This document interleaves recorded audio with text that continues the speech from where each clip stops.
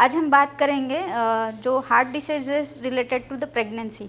जो heart disease first time detect होता है प्रेगनेंसी में, वो due to means pregnancy related factor की वजह से फर्स्ट टाइम हार्ट का पंपिंग डिफेक्ट हो सकता है। उसका फर्दर हमें फॉलोअप में देखना ज़रूरी है कि पोस्ट प्रेगनेंसी वो पंपिंग डिफेक्ट परसिस्टेंट रहता है या नहीं। अगर वो परसिस्ट रह रहा है तो हमें फर्दर आने वाली प्रेगनेंसी में एसोसिएटेड रिस्क फैक्टर रहेगा और पेशेंट के लिए फर्दर रिस्क रहेगा।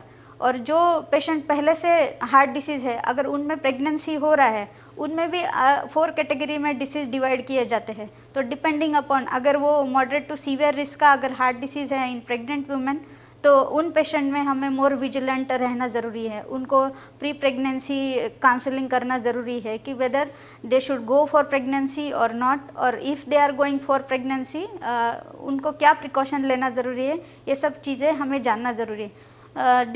बिकॉज ऑफ दिस हमें ये जो सारे पेशेंट हैं उनको मीन्स कार्डियोलॉजी रेफ़र करना ज़रूरी है कि जिनमें कार्डियक सिम्टम है या जिनमें ऑलरेडी कार्डियक डिसीज़ नोन है। All these patients should go to a cardiologist so that they can be further managed properly.